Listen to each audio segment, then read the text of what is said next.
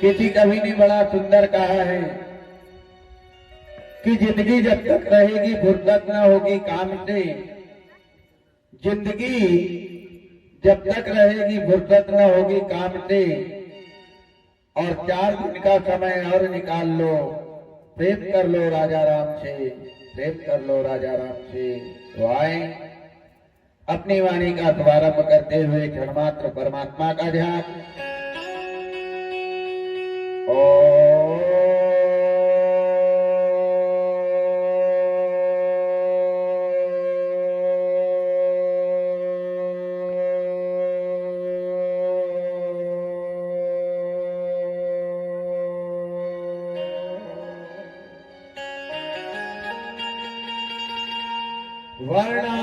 वर्णानामर्थ संगानम्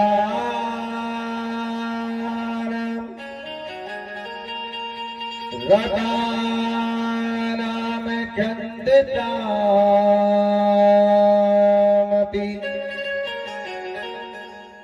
मंगलानाम च करतरो वन्दे वाणी विनायक। भवानी शंकर वन्दे श्रद्धा विश्वास स्वरूपिणो यात्यां विना न पश्यन्ति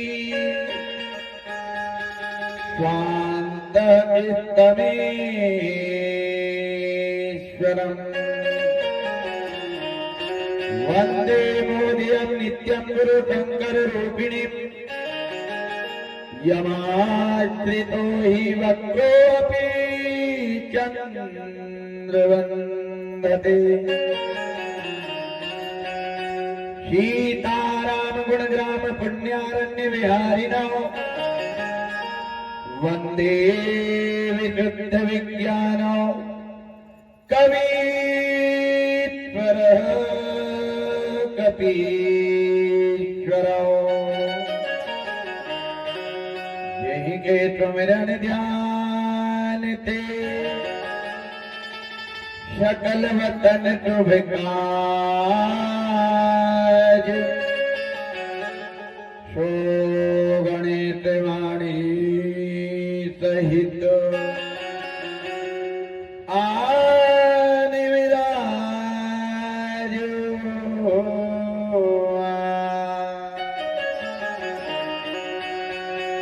सिद्धि सकल आनंद करना मंगल मोद निधान। लक्ष्मण और सीता सहित रामचंद्र भगवान।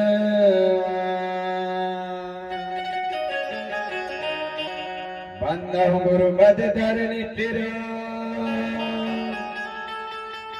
महावीर हनुमान। आय के आसन लीजियो तेज पुंज बलवान।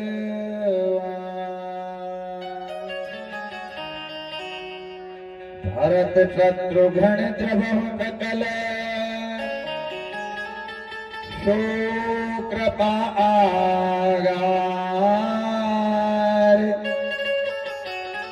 चरण कमल अति प्रेमित बंदो बारंबार।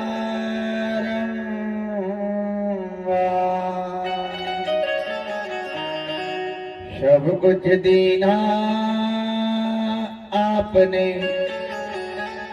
और भेंट करूं क्या नाथ। और नमस्कार की भेंट लो जो दोनों हाथ। रामायण के तिलक में माहू सहायक आए और चूक पड़े जो अर्थ में दीजो आप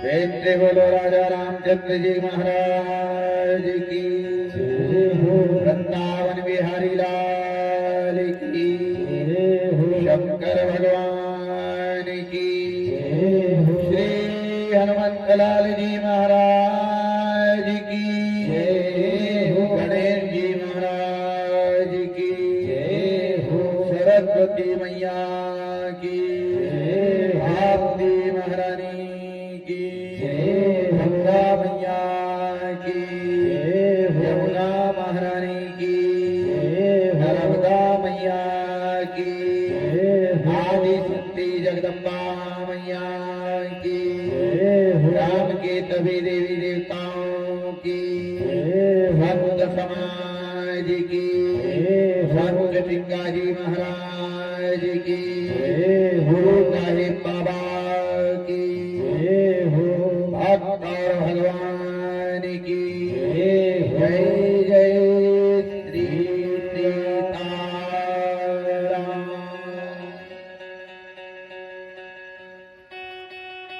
आ जाए विषय के ऊपर, कहां पर थे? रामचरितमानस में बड़ा सुंदर लिखा है, मुकम करोति वाचालम पंगु लंघयते गिरि। मुकम यानी गुंगा। अब गुंगा कितने प्रकार के होते हैं? 2 प्रकार। एक गुंगा उसको बताया कि भगवान ने जिसको पंच तत्व की काया दी, काया में सुंदर पैर दिए, हाथ दिए, कान दिए, मुंह दिए, आँखी दी, सुंदर 32 दांत दिए, 32 दांतों के अंदर सुंदर जिह्वा दी। जिस जिह्वा के द्वारा भगवान के नाम का गुणानुवादन न किया जाए, जो कभी जीवन में परमात्मा का नाम न ले, वो 1 नंबर का गुंगा बताया है।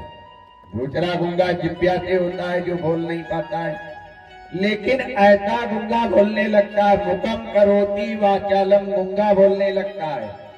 पंगु लंघयते गिरि, लंगड़े, पंगु यानी लंगड़ा। अब लंगड़े भी कितने भैया, पैर संभाल के बैठो, आपसे बोल रहे हैं। इधर पुराण रखा हुआ है, बुरा बिल्कुल नहीं मानना।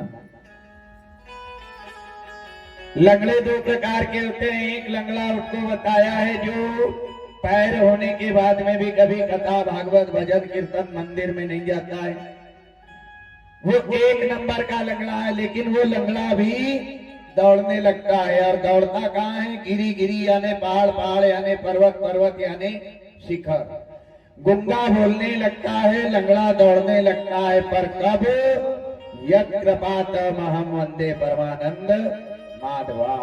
कुछ गुंगा के ऊपर, कुछ लंगड़े के ऊपर जिस दिन भगवान की असीम कृपा हो जाए, तब ऐसा गुंगा बोलता है और ऐसा लंगड़ा दौड़ने लगता है। तो आए अपनी वाणी का शुद्धिकरण करने के लिए क्षणमात्र परमात्मा का ध्यान, कि पंच तत्व की काया में रूप दिया, रूप में सुंदर 32 दांत दिए, 32 दांतों में सुंदर जिह्वा का निर्माण किया। और जिस जिह्वा के द्वारा भगवान का गुणानुवादन न किया जाए, ऐसी जिह्वा को क्या हो जाना चाहिए? किसी ने बड़ा सुंदर कहा, क्या कहा? कि जल जाए और जल जाए जिह्वा पापनी राम के बिना, जल जाए जिह्वा पापनी राम के बिना, जल जाए जिह्वा पापनी राम के बिना, जल जाए जिह्वा पापनी राम के बिना, राम के बिना हो राजा, राम के बिना, राम के बिना हो राजा, राम के बिना, जल जाए जल जाए जल जाए जिह्वा पापनी राम के बिना, जल जाए जिह्वा पापनी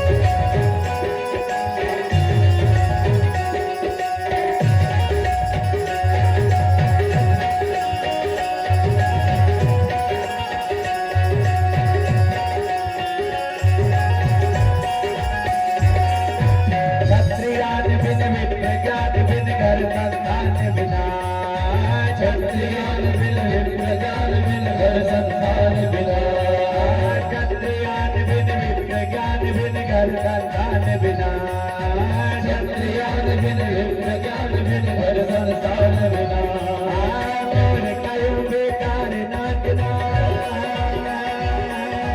मोर कयो बेकार नाचना है जल जाप बिना जल जाए जल जाए जल जाए व्यापाकनी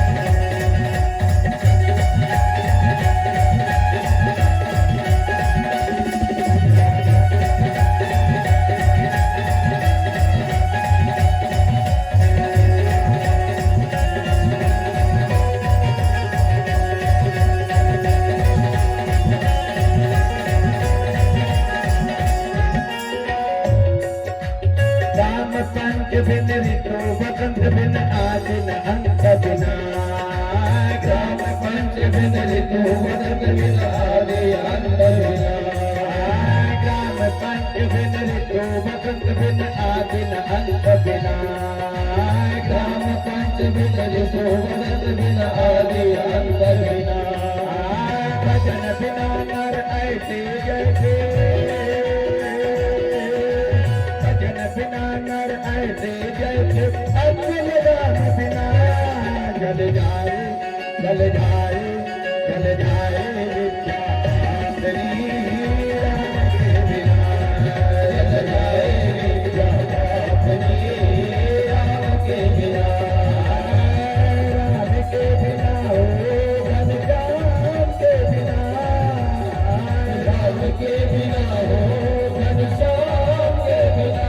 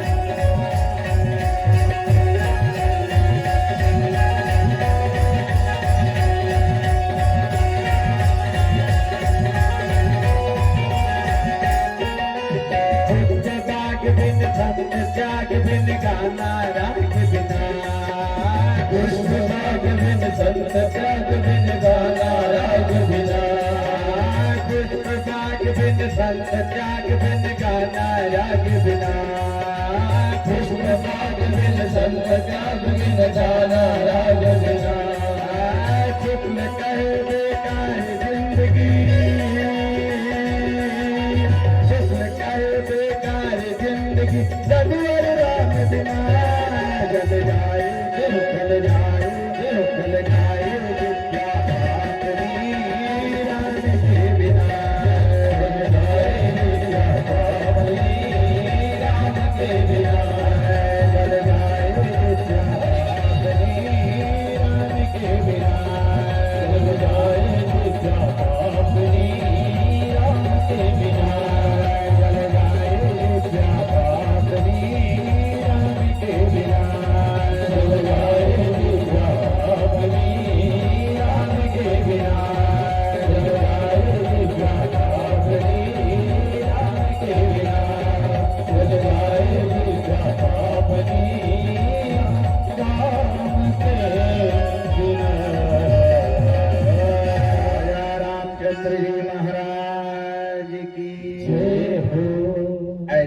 जिह्वा को जल जाना चाहिए। कौन सी जिह्वा को?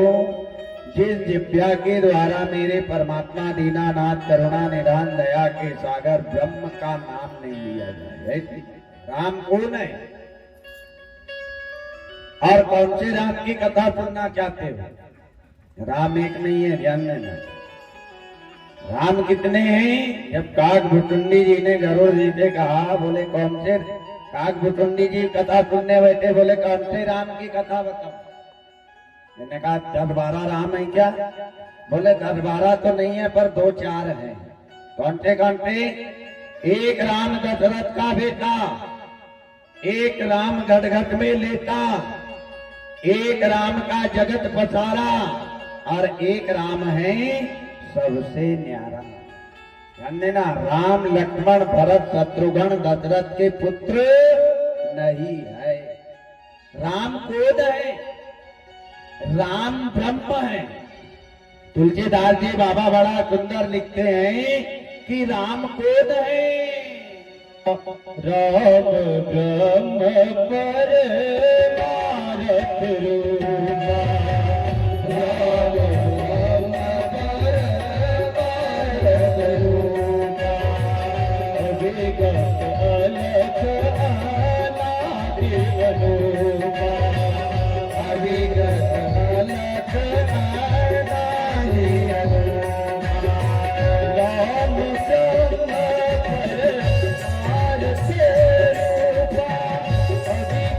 अलख अनादि अनूपा, विगत अलख अनादि अनूपा, सिया राम जय राम जय जय राम, सिया राम जय राम जय जय राम। राम ब्रह्म परमारथ रूपा, राम ब्रह्म है। ध्यान देना, ब्रह्मा अलग है, ब्रह्म अलग है। ब्रह्मा शरीराकार है और ब्रह्म निराकार है। जैसे शिव अलग है और शंकर अलग है। शिव निराकार है और शंकर शरीराकार है। तो ये राम कौन है? ब्रह्म है। लोग कहते हैं विष्णु का अवतार है। कहाँ लिखा है रामायण में कि विष्णु का अवतार है? आगे जब जन्म की कथा आएगी और वशिष्ठ जी नामकरण संस्कार करेंगे, तब उसका स्पष्टीकरण होगा कि वास्तविक राम ब्रह्म का विष्णु का अवतार है या नहीं, और ये राम कौन है और किसके कुल में ये अवतार लेंगे, ये भी आएगा।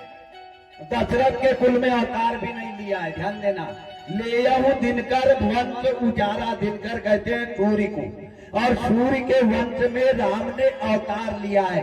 राम जी के माथे पे देखना सूर्य का निशान दिया हुआ है, और दशरथ के माथे पे देखना चंद्र का निशान दिया है।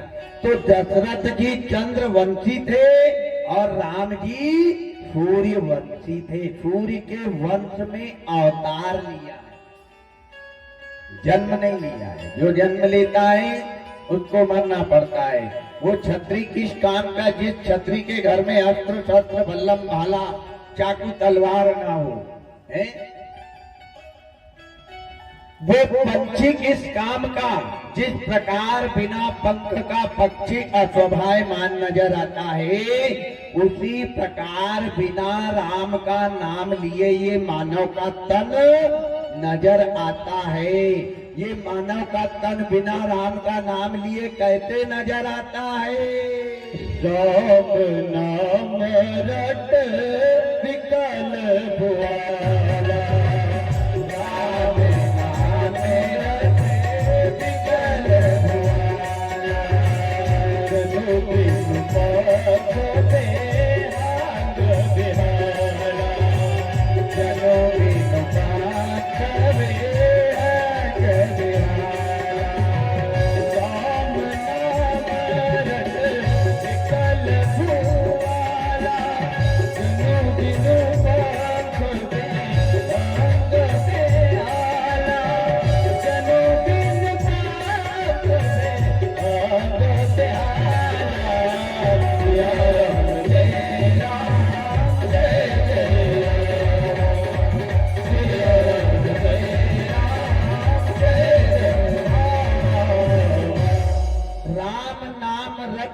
बल भुआला और जनु बिनु पंख बेहंग बेहाला। जिस प्रकार बिना पंख का पक्षी अस्वाभाविमान नजर आता है, ऐसे ही बिना राम का नाम लिए मानव नजर आता है। आज तो कलयुग में प्यारे ऐसे ऐसे पंथ खुल गए, ऐसे ऐसे पंथ निकल गए कि पापियों ने भगवान का नाम लेना ही बंद करवा दिया। माताओं को कहते मांग मत भरो, अरे राम राम आग लगे उनकी बुद्धि में। घर में भगवान की फोटो लगी है, उनको निकाल के बाहर फेंको। इनकी तस्वीरें ढोंगी बबूला भगत की तस्वीरें लगाओ। जिंदगी भर माँ बाप के पैर धोकर के बेटा नहीं पिएगा, और ऐसे ऐसे संतों के लोग दूध से नहला करके उसकी खीर बना करके खा रहे हैं। आग लगे उनकी बुद्धि में। क्या करोगे? मैंने बताया ना कि कलयुग में कैसा संत पूजा जाएगा, जिनके नख अरु जटा विशाला और ते तपसी पूजहि कली काला। ये कलयुग में प्रमाण है। कलयुग आता नहीं है, कलयुग को हम पकड़ के लाते हैं। आज तिरमहो गांव में तो कलयुग है ही नहीं। यहाँ कलयुग रहता तो ये रामचरित्र मानस की कथा नहीं होती प्यारे। यहाँ अगर कलयुग रहता तो यहाँ ठुमका लगाने वाली बाई आती, और ये पांडाल में पैर रखने की जगह नहीं होती। ध्यान देना, साच कहे तो मारन खाए और झूठे को जग पथिया। ये कलयुग में बोल वाला रहे। राम का नाम क्या है? एक ताले को खोलने की चाबी का नाम राम। कौन से ताले को?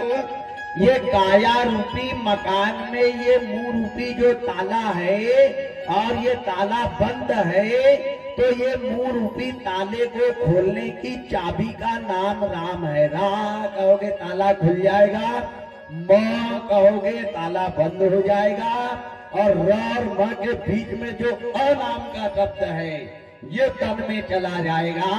और जब ये तन में चला जाएगा तो बुराई रूपी कचरा पूरा जल के राख का ढीक बन जाएगा। आ जाए विषय पे। कहां थे?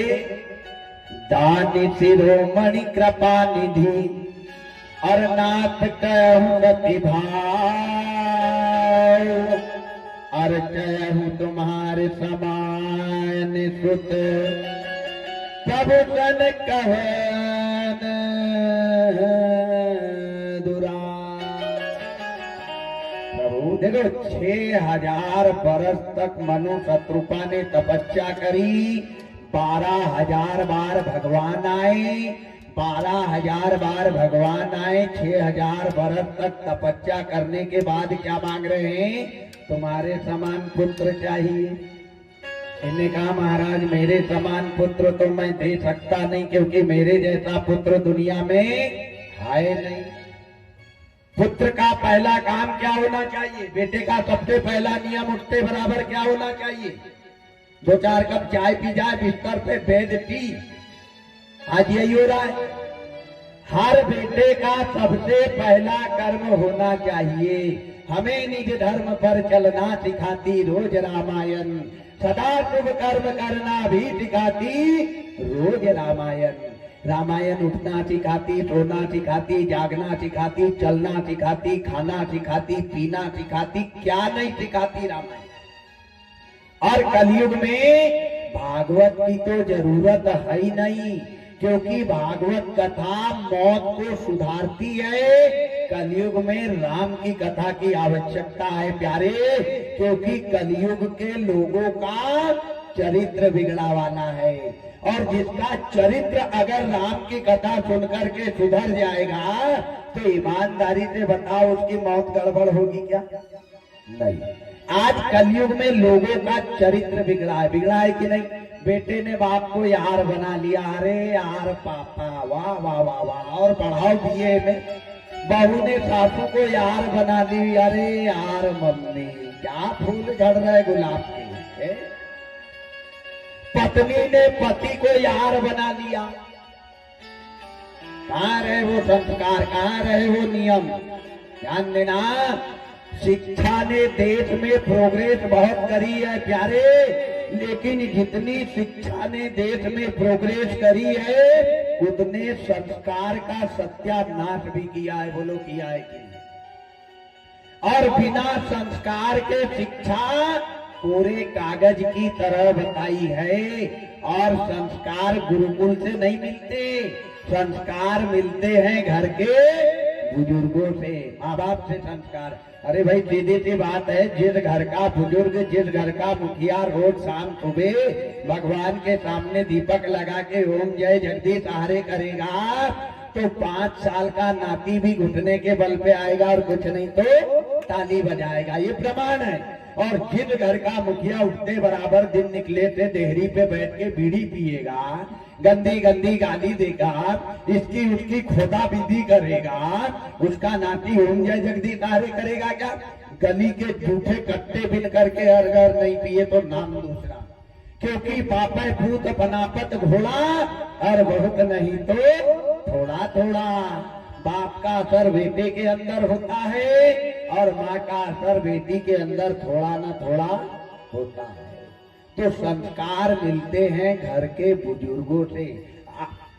आज घर की मेड़ ही गड़बड़ है ना भाई। घर की मेंढ मजबूत होना, मेंढ जानते हो ना, जो दावन करते हैं और दावन करने के पहले वो मेंढ गाड़ते हैं ना लकड़ी की, वो मेंढ मजबूत होना। वो मेंढ अगर मजबूत है तो प्यारे वो मेंढ में 5 नहीं 10 बैल जोत देना, बाल बाका नहीं होगा। अगर मेंढ जरा भी गड़बड़ है तो मेंढ को उखाड़ के बैल सीधे फसल में चले जाएंगे। ध्यान में, घर की मेंढ कैसी होना चाहिए? एक मुर्गी के जैसे। मुर्गी जिनको खाना चालू किया है ना, उसको खाना बंद कर देना और उससे अकल लेना चालू कर देना। चलो कथा से नहीं सुधरे कोई बात नहीं, भजन से नहीं सुधरे कोई बात नहीं, सत्संग से नहीं सुधरे कोई बात नहीं, एक मुर्गी को देख करके ही सुधर जाना तो जीवन का कल्याण हो जाएगा। और उससे भी अगर नहीं सुधरे तो गाय भैंस पानी में मारते रहो, पत्थर चारों तरफ से वो निकलने वाली नहीं। मुर्गी से क्या अकल मिलती है? मुर्गी से वो अकल मिलती है कि एक मुर्गी के अगर 10 बच्चे घूम रहे हैं, चल रहे हैं, विचर रहे हैं और कहीं धोखे से बिल्ली आ जाए, धोखे से कहीं बिल्ली आ जाए तो वो बिल्ली को देख करके मुर्गी दौड़ के जाती है और अपने 10 बच्चों को पंख के नीचे दबा लेती है। बिल्ली सोचती है कि यहाँ मेरी दाल गलने वाली नहीं है, वो बिल्ली दौड़ के वापस चली जाती है। कितनी अच्छी शिक्षा, शिक्षा लेने वाला चाहिए बस।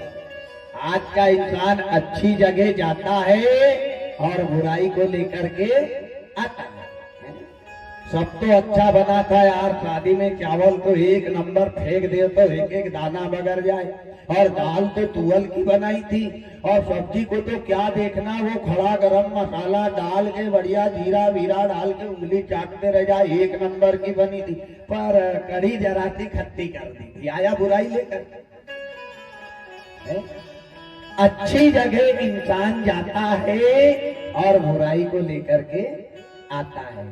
मैंने कहा महाराज मेरे समान बेटा तो मैं दे नहीं सकता, मेरे को ही कुछ करना पड़ेगा, लेकिन फिर भी तुम एक बार और सोच लो, विचार लो, क्योंकि मैं बेटा सबको देता हूँ, चींटी से लेके हाथी तक, मानव से लेके दानव तक, जड़ से लेके चैतन्य तक के बेटा देता हूँ मैं।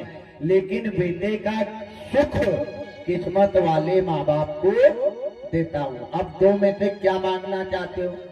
बेटा मांगना चाहते हो या बेटे का सुख मांगना चाहते हो?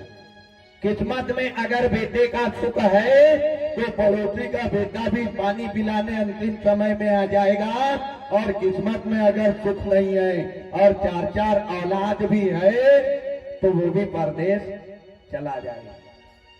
राजा धृतराष्ट्र के कितने बेटे थे? 100 बेटे थे, और जब राजा धृतराष्ट्र की मृत्यु हुई तो एक भी कांधा देने वाला वहां था क्या? ईमानदारी से विचार करो, नहीं था। फिर क्या काम की वो औलाद? राजा दशरथ के कितने थे? 4। तड़प तड़प के प्राण दरवाजे पे निकले, एक भी पानी पिलाने वाला वहां था क्या? नहीं। तो जननी जन्मे तो शुद्ध जन्मे, याद आता या सूर, और नहीं तो वांझन भली, क्यों व्यथा गवायो नूर। आज औलाद वाले माँ बाप भी रो रहे हैं और बिना औलाद वाले भी रो रहे हैं, दुखी दोनों है, औलाद वाले भी और बिना औलाद वाले भी। पर औलाद वाले तो रात भर नींद नहीं आ रही है, नींद की गोली खा रहे हैं तो भी नींद नहीं आ रही, और बिना औलाद वाले थोड़ी देर रो रहे हैं। दोनों दिन भर काम कर रहे, शाम को 2 रोटी आराम से बना रहे, चैन से खा रहे, और सुख की नींद तो सो रहे हैं, टेंशन तो नहीं है। और जिनके 4 है उनको रात भर नींद नहीं आ रही है। एक माँ बाप से अलग होके बैठा, एक परदेश में जाकर के बैठा, एक माँ बाप से बात नहीं करता, और एक मृदपान करके रात भर आवारा गिरी करता, इसकी नाली में औंधा गिरा, उसकी नाली में औंधा गिरा है, क्योंकि चारों के गुण अलग अलग है। एक पिता की अगर 2 औलाद है, 2 संतान है प्यारे, तो दोनों के गुण समान नहीं होते, सबके गुण अलग अलग होते हैं। ये मैं नहीं कह रहा, इसको भी बाबा ने बड़ा सुंदर लिखा। क्या लिखा? एक पिता के विपुल कुमारा, विपुल कुमारा,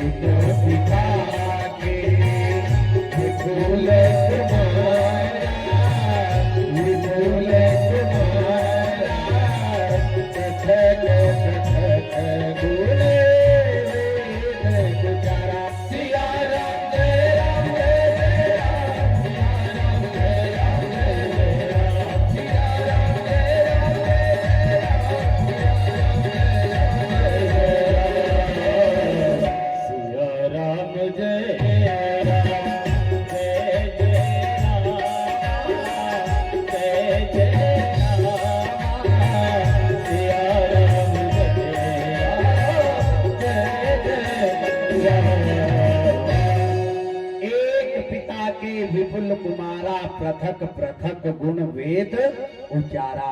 एक बेटा वो होता है जो राख के ढीक पे महल बना के खड़ा कर देता है, और एक बेटा वो होता है जो 52 एकड़ में से 52 डिसमिल भी नहीं रहने देता। पिता तो एक है, बेटे 2 है, लेकिन दोनों के गुण अलग अलग। महाराज, मैं बेटा सबको देता हूँ, लेकिन सुख किस्मत वाले को देता हूँ। ठीक है, तुमने बेटा मांगा है, मैं तुम्हारे को बेटा दूंगा। भगवान ने हाथ जोड़े, और हाथ जोड़ करके मनु महाराज से कहने लगे, क्या कहने लगे? देखी प्रीति सुनी बचन अमोले,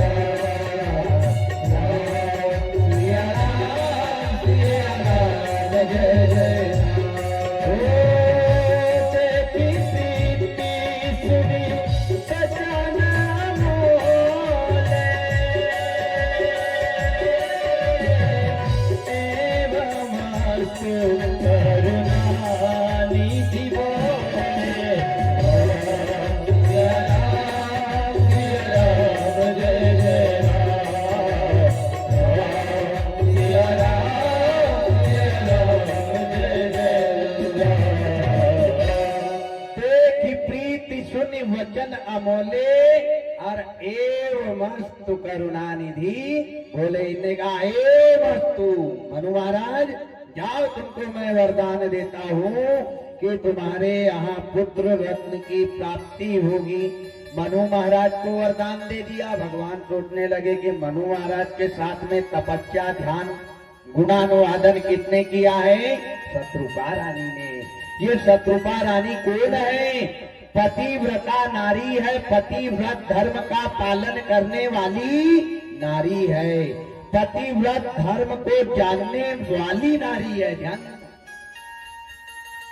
धर्म पत्नी पत्नी में 96 का फर्क होता है। इनका इसको भी मेरे को वरदान देना पड़ेगा, क्योंकि इसने भी मेरे नाम का गुणानुवादन किया है। भगवान मनु महाराज को वरदान दे करके शत्रुपा रानी के पास आए और आकर के शत्रुपा रानी से कहने लगे कि देवी, तुमने भी 6000 वर्ष तक केवल वायु का आहार लेकर के, वायु को पी करके मेरे नाम का गुणानुवादन किया है। मांगो, क्या मांगना चाहती हो? आज मैं तुम्हारे को भी देना चाहता हूँ। क्या कहने लगे? सतरूप भी लोकी कर जोड़े, सतरूप भी लोकी कर जोड़े, देव मांग भर दो रूपी तोरे, देव मांग भर दो रूपी तोरे, सतरूप भी लोकी कर जोड़े, देव मांग भर दो रूपी तोरे, सतरूप भी लोकी कर जोड़े, देव मांग भर दो रूपी तोरे। सिया राम जय राम, जय राम, सिया राम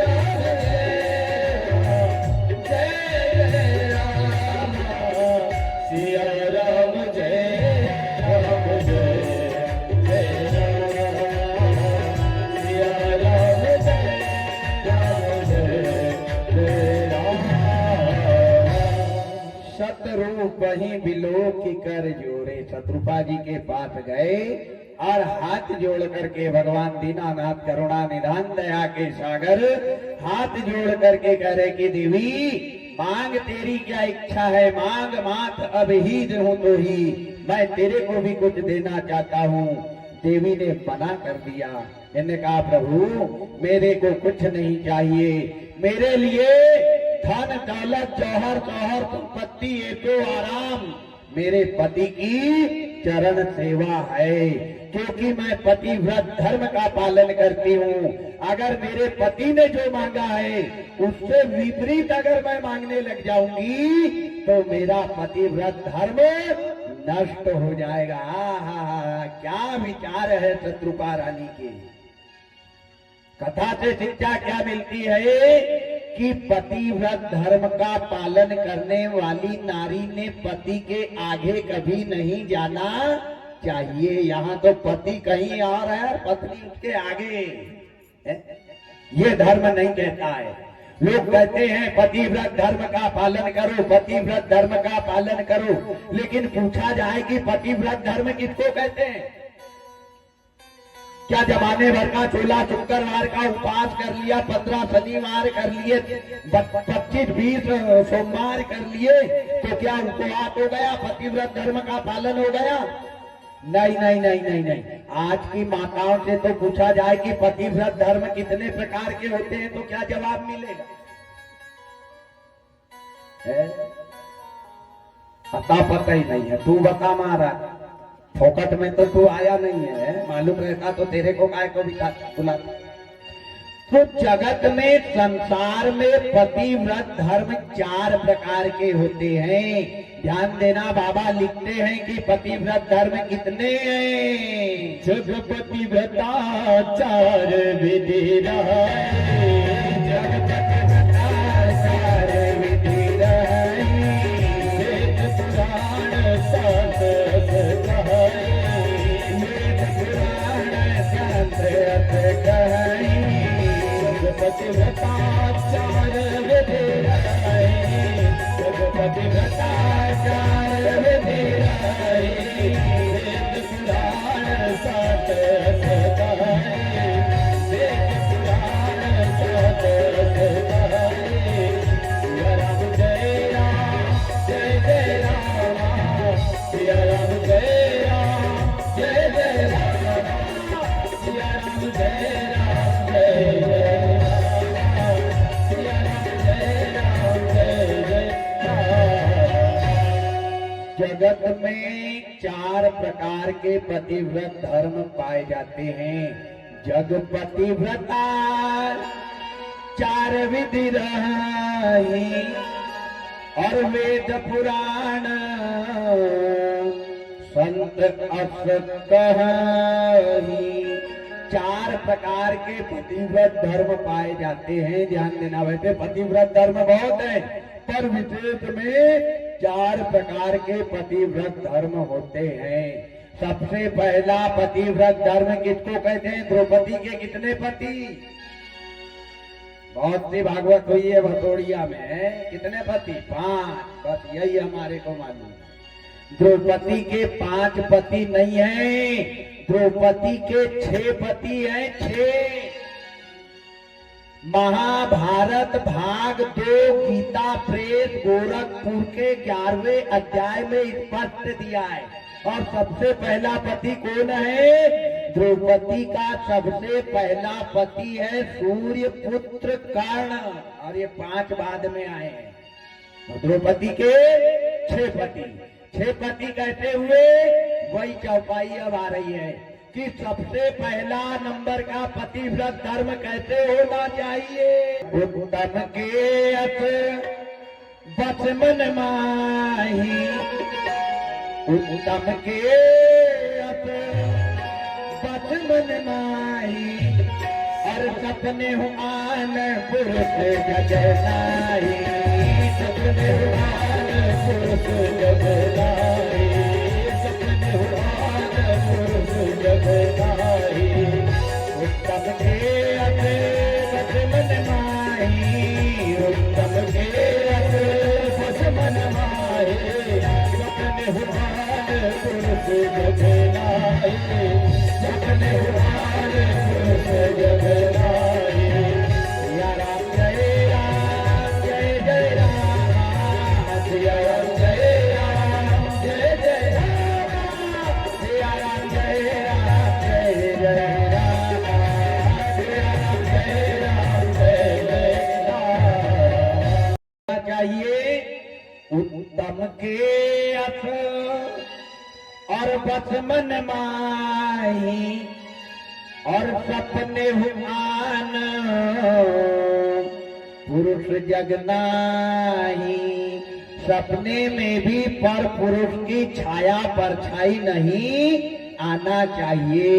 जिसके सपने में पर पुरुष की परछाई छाया ना आए वो 1 नंबर का पतिव्रत धर्म कहलाता है।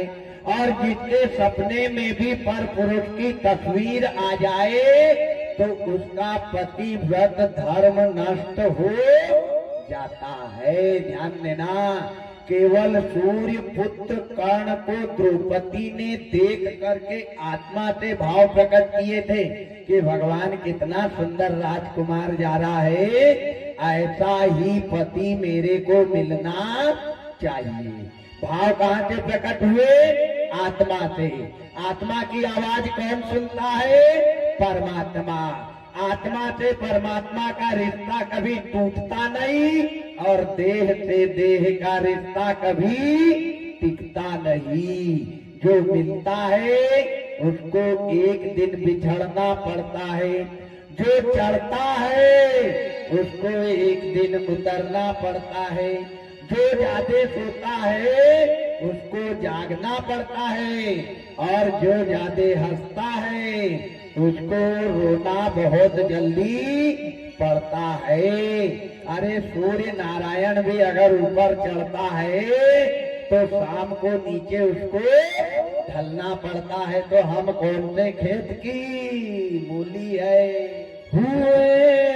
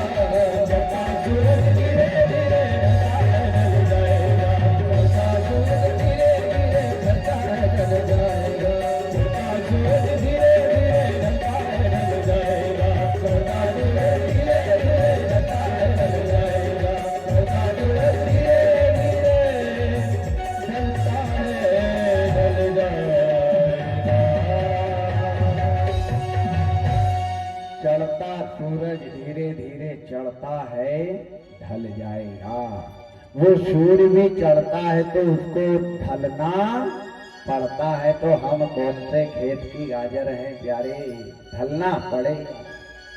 जो आता है उसको जाना पड़ेगा, जो जागता है उसको सोना पड़ेगा। ये कर्म का प्रधान है।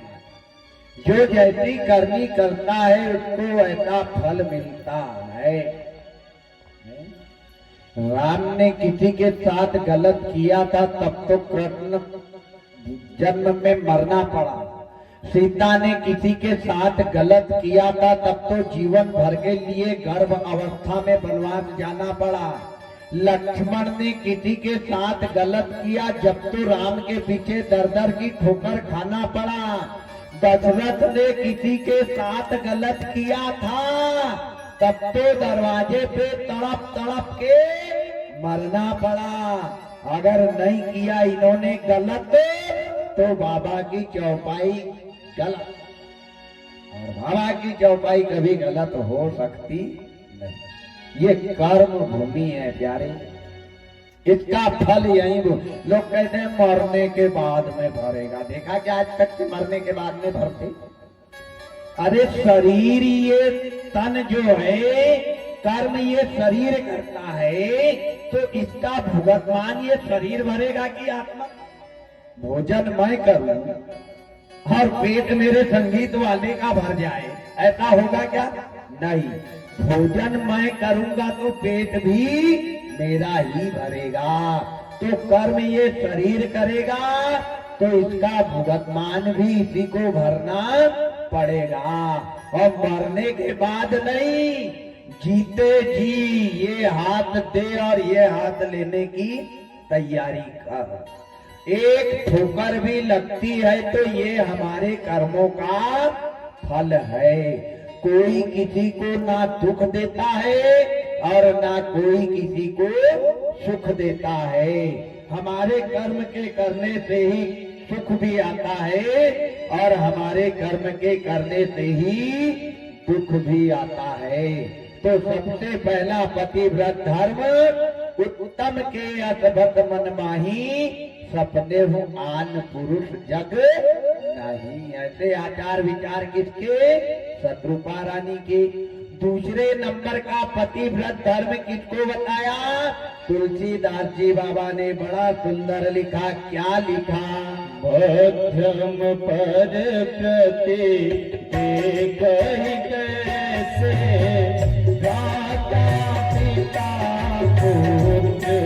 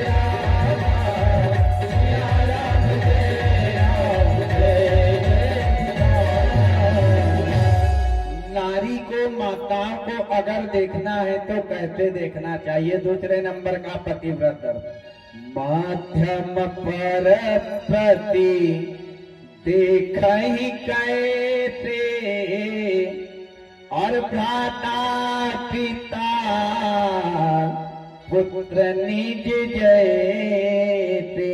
तो देखना कैसे चाहिए? भ्राता यानी उम्र में अगर बराबरी का है तो भाई के जैसे देखना चाहिए। पिता उम्र में अगर हमारे से बड़ा है तो पिता के तुल्य देखना चाहिए। भ्राता पिता पुत्र अगर उम्र में छोटा है तो अपने स्वयं के पुत्र के जैसे देखना चाहिए। भ्राता पिता पुत्र निज जैसे। ऐसे आचार विचार किसके? शत्रुपा रानी के। ये 2 नंबर का पतिव्रत धर्म कहलाया। तीसरे नंबर का पतिव्रत धर्म किसको कहा? उसको भी बाबा ने बड़ा सुंदर लिखा। क्या लिखा?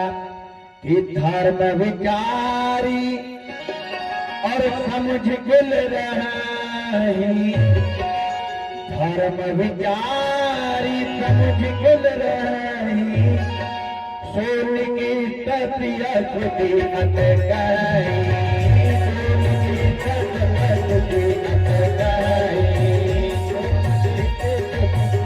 अत गई।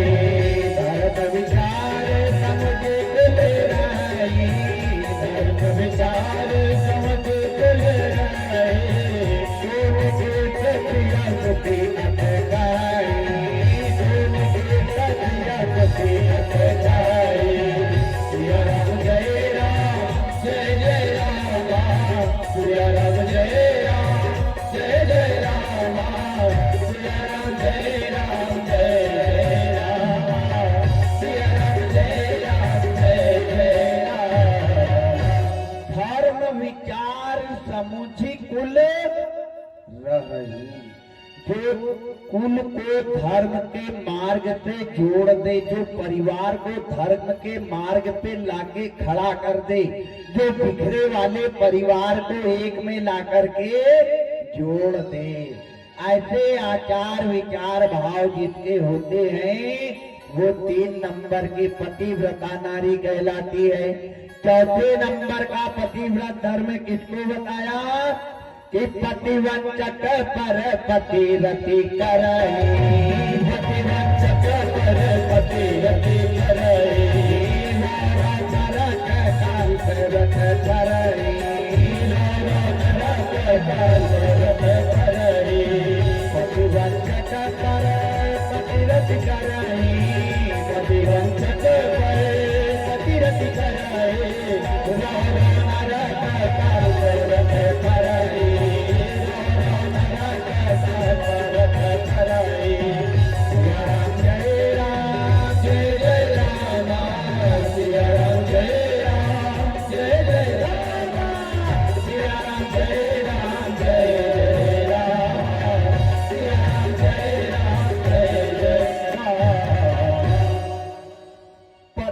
वंचक पर पतिरति करही।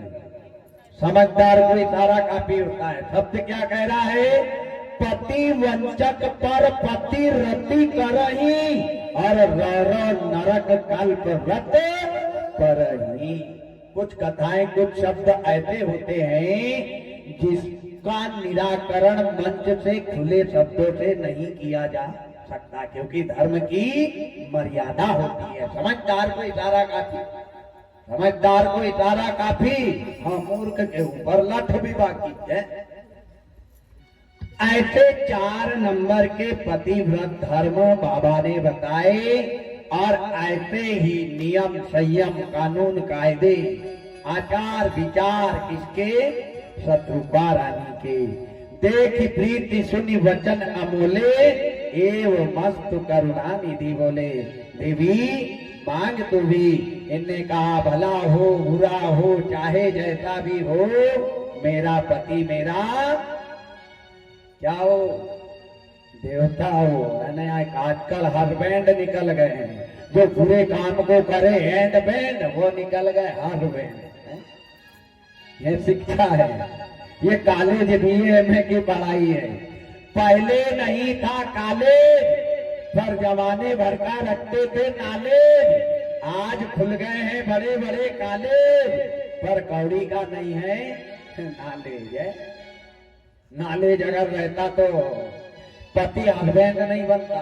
अरे पहले के शब्द तो देखो जिसको सुनकर के जीवन में आनंद आता, जीवन में आनंद आता था। पहले के शब्द एक बार क्या हुआ, हम तो खैर वहां तक पहुंचेंगे नहीं, लेकिन बता देता हूँ। एक बार हनुमान जी सीता का पता लगाने गए लंका में। अब लंका में गए, लंकापुरी छान मारी तो अशोक वाटिका में पहुंचे। वहां अशोक वृक्ष के नीचे सीता जी बैठ, अब बैठी तो हनुमान जी सीता जी के सामने चले गए। जैसे हनुमान जी सीता जी के सामने गए, सीता जी ने एक हाथ का घूंघट लिया और एक तरफ मुंह घुमा दिया। इन्हें कहा ये वही बहुरूपिया रावण है, कभी नारी बन जाए, कभी मृग बन जाए, कभी बाबा बन जाए, कभी साधु बन जाए, आज ये बंदर बन के आ गया है। और रावण का वही नियम था, कभी भी एनी टाइम कभी भी आ जाता था और एक ही शब्द कहता था कि देवी एक बार बिलो की मम कोरा, सिर्फ तुम एक बार मेरे तरफ नजर भर के देख ले बस। इनने कहा मैया मैं राम का छोटा सा सेवक हूँ, छोटा सा दूत हूँ। इन्हें कहा बहरूपिया मेरे को पूरा ही उल्लू समझ रहा है क्या तू रावण है, लंका का राजा है, तू आज बंदर बानर बन करके आया है। इन्हें कहा नहीं मैया मैं एक छोटा सा दूत हूँ। देखो हनुमान जी महाराज क्या कह रहे हैं, मैं छोटा सा। अच्छा रामा दल में बंदरों में सबसे कमजोर अगर कोई बानर था तो वो थे हनुमान जी महाराज, सबसे कमजोर फसड्डी नंबर 4। बाकी सब इनसे बड़े वाले, इतने बड़े वाले। अरे रामचरित्र मानस में तो जामवंत जी को लड़ने का मौका ही नहीं दिया। बोलो दिया क्या? पूरी रामलीला खत्म हो गई, रामायण खत्म हो गई, जामवंत जी रोने लगे, बोले प्रभु क्या किया तुमने, सबको मौका दिया लड़ने का, मेरे को तो मौका ही नहीं दिया। इन्होंने कहा जामवंत जी अगर मैं तेरे को मौका दे देता तो मेरी आवश्यकता ही नहीं पड़ती, वो जामवंत था। पर इनने कहा तू चिंता मत करे, तेरे को मैंने त्रेता युग में लड़ने का मौका नहीं दिया, तू बिल्कुल चिंता मत करे। मैं तेरे को वरदान देता हूँ कि तू त्रेता युग से लेकर के द्वापर युग तक बैठे रहना, और द्वापर युग में मैं कृष्ण का रूप लेकर के आऊंगा, कृष्ण रूप में आऊंगा, और मेरे को इस मंतक मणि की चोरी का कलंक लगेगा, तब मैं तेरे से स्वयं युद्ध करूंगा। वही कृष्ण भगवान ने जाम्बुवंत से युद्ध करके और जाम्बुवती से विवाह किया। अंगद को देख लो, हनुमान जी के पहले अंगद को भेजने वाले थे। राम जी ने कहा अंगद जाओ सीता का पता लगा के आओ। 3-3 हाथ अंगद ऊपर कूदने लगा, बोले महाराज प्रभु परमात्मा दीनानाथ ये समुद्र क्या है, ये समुद्र कोई चीज नहीं है। अरे जितनी देर में तुम आंखी की पलक झपकते हो उतनी देर में 10 बार जाके वापस आ जाऊंगा लंका से। वो अंगद था, ध्यान देना। बड़ा सुंदर अंगद ने कहा, क्या कहा?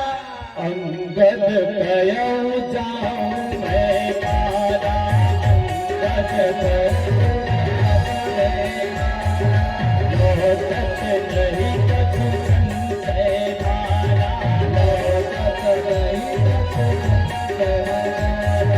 अंगद कयो जाऊं मैं मारा, लौटत नहीं कछु संशय मारा, कयो जाऊं मैं मारा, लौटत नहीं कछु संशय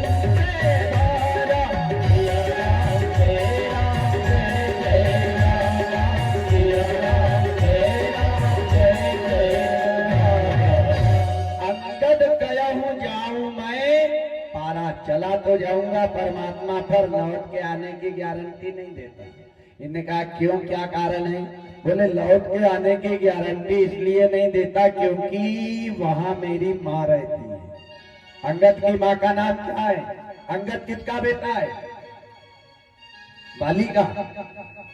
बाली को तो श्राप दिया था संकादिक ऋषियों ने कि तेरे यहाँ कभी संतान पैदा नहीं होगी। फिर ये अंगद किसका बेटा है? ये अंगद की माँ का नाम है मंदोदरी। अंजना मंदोदरी का बेटा है। वहां मेरी माँ रहती है और माँ की ममता कोमल होती है, मेरे को खींच लेगी। चलो माँ को तो जैसे तैसे समझा लूंगा, पर वहां मेरा एक रिश्तेदार और रहता है। इन्हें कहा कौन? बोले अशोक वाटिका में अशोक वृक्ष के नीचे मेरी बहन बैठी है। सीता जी अंगद की सगी बहन है, ध्यान देना। अंगद और सीता जी सगे भाई बहन हैं, सगे भाई बहन। सप्त ऋषि के खून से सीता की उत्पत्ति हुई है और सप्त ऋषि के वीर से अंगद की उत्पत्ति हुई है। ध्यान देना, फर्क इतना है कि एक की उत्पत्ति खून से हुई और एक की उत्पत्ति वीर से हुई है, लेकिन है तो सप्त ऋषि की संतान। मेरी बहन रहती है और बहन के ऊपर पापी रावण अत्याचार कर रहा है, और कोई बहन के ऊपर अत्याचार होते कोई भाई देख नहीं सकता। एक तो रावण को मार डालूंगा या मैं मर के आ जाऊंगा। इसलिए प्रभु अगली बार मौका देना, अभी तो ये इनको जाने दे, हनुमान जी को जाने, अब हनुमान जी को आ जाए अपने विषय पे। कहां थे? शत्रु ही विलोकी कर जोरे, देवी मांग वर जो रुचि तोरे।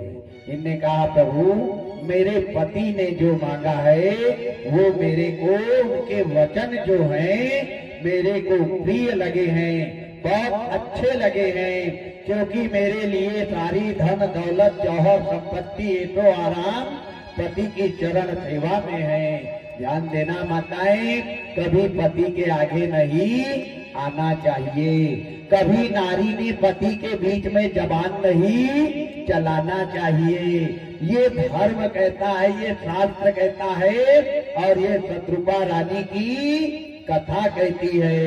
और शत्रुपा रानी ने भगवान दीनानाथ करुणा निधान से बड़ा सुंदर कहा कि मेरे पति ने जो मांगा है उनकी मनोकामना तुम पूर्ण कीजिए। क्या कहा?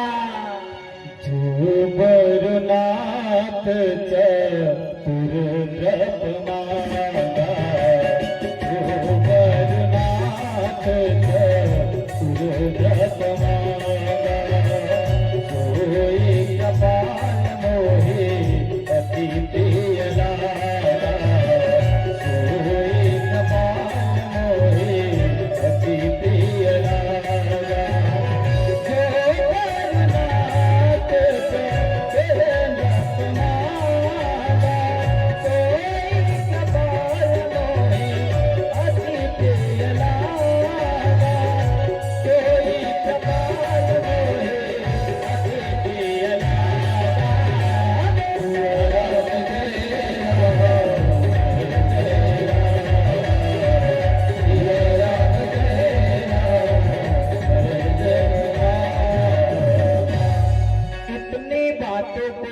करके भगवान ने कहा कि मनु महाराज, शत्रुपा रानी जाओ, आज मैं तुम्हारे को वरदान देता हूँ कि तुम्हारे जो भी मनोरथ हैं वो पूर्ण होंगे। इतना भगवान ने कहा और कहने लगे अब मैं जाऊं। तो मनु महाराज भगवान के चरणों में गिर गए, गिड़गिड़ाने लगे, रोने लगे, बोले परमात्मा दीनानाथ करुणा निधान दया के सागर, वरदान तो दे दिया, दे करके जा रहे हो, लेकिन कब मेरे पुत्र के रूप में आओगे? इनने कहा समय से पहले और भाग्य से ज्यादा किसी को नहीं मिलता। क्यों? क्योंकि यहाँ चलती है उसी की सत्ता, और उसकी सत्ता के बिना यहाँ का हिल नहीं सकता एक भी पत्ता। मनु महाराज ने हाथ जोड़े और कहने लगे प्रभु हमको जो वचन तुमने दिए हैं उनको याद रखना, अन्यथा जिस प्रकार फन वाला नागमणि के बिना जीवित नहीं रह सकता, बिना पानी के मछली जीवित नहीं रह सकती, ऐसे हम पुत्र के बिना जीवित नहीं रह पाएंगे। बड़ा सुंदर कहा। क्या कहा? मणि बिन पानी जिने जल बिनु मीना, मणि बिन पानी जिने जल बिनु मीना, मम जीवन में तुम्हें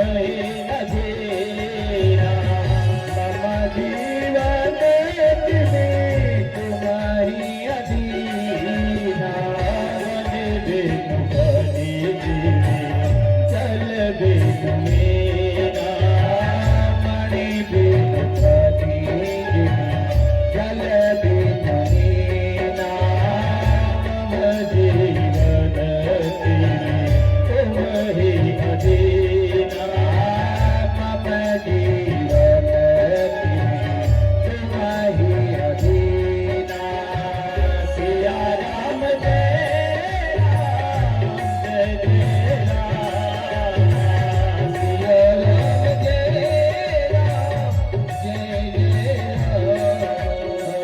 सिया राम जय जय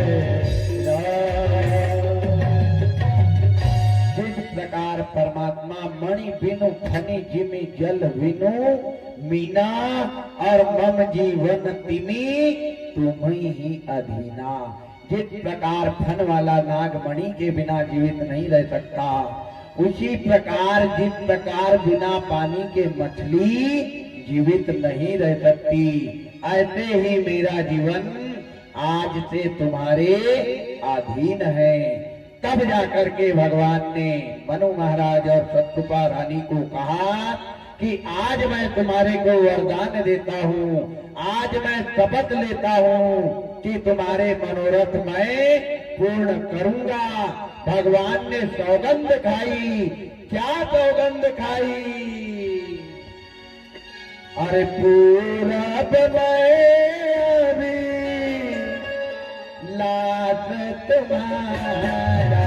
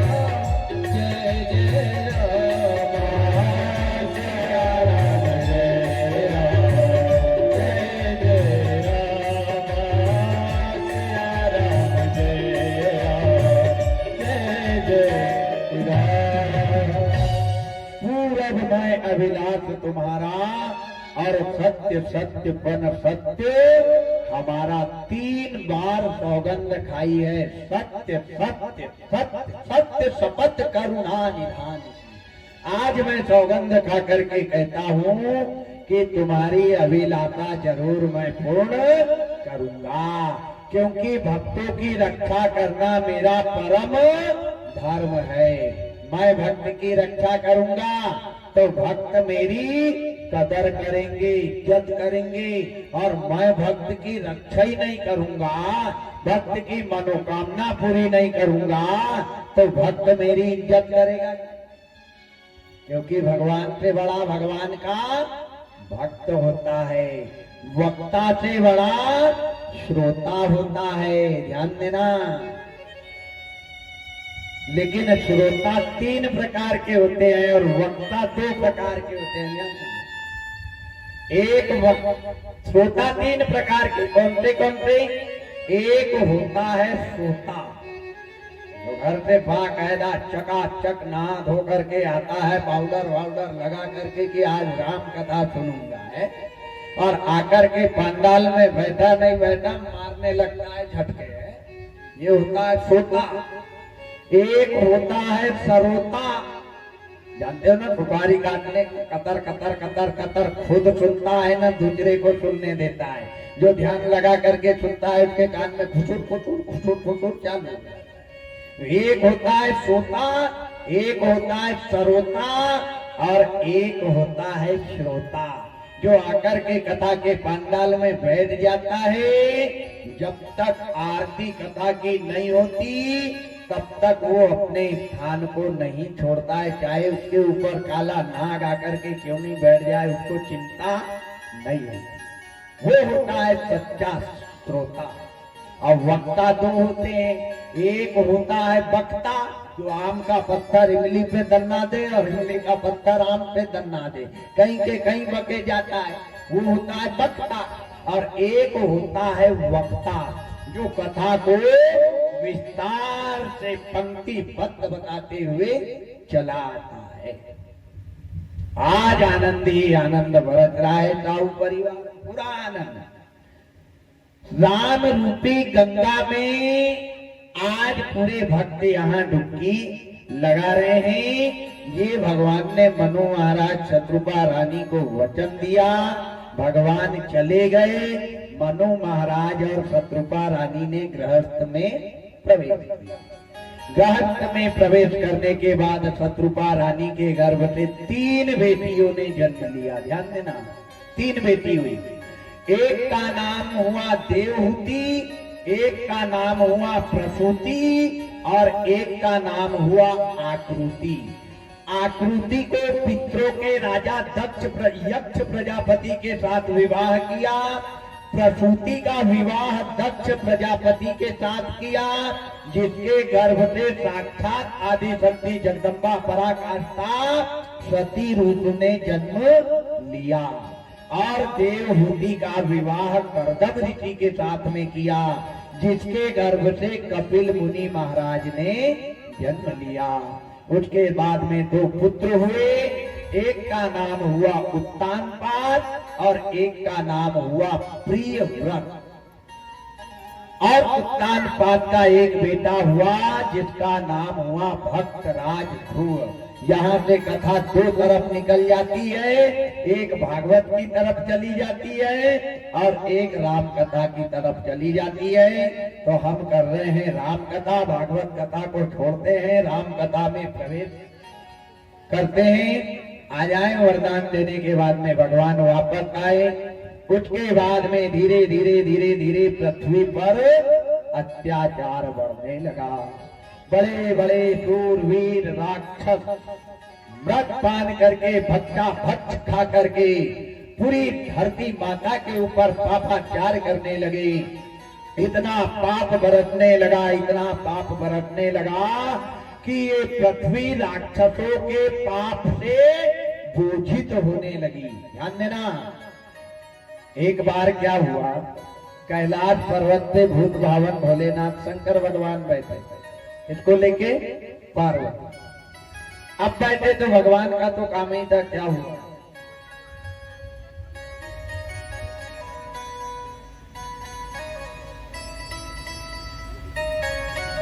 भूत भावन भोलेनाथ शंकर भगवान पार्वती को लेकर के बैठे। अब भगवान का धीरे धीरे धीरे धीरे ध्यान कर रहे। पार्वती जी चुपचाप बैठी, बोर होने लगी। इनने कहा भोलेनाथ कुछ बोल ही नहीं रहे, मैं पागल जैसी अकेले बैठी। इनने जगाया भोलेनाथ को, इनने कहा भोलेनाथ जागो। इनने कहा क्या हो गया देवी, क्यों चिल्ला रहे? बोले हुआ कुछ नहीं, तुम भगवान के ध्यान में लगे हो, मैं चुपचाप तुम्हारे बगल में पागल के जैसी बैठी हूँ, कुछ बोल नहीं रहे, चाल नहीं रहे। इन्हें कहा क्या बोलूं, क्या चालू तेरे से? इन्हें कहा मेरे एक प्रश्न का जवाब दो। इन्हें कहा पूछो।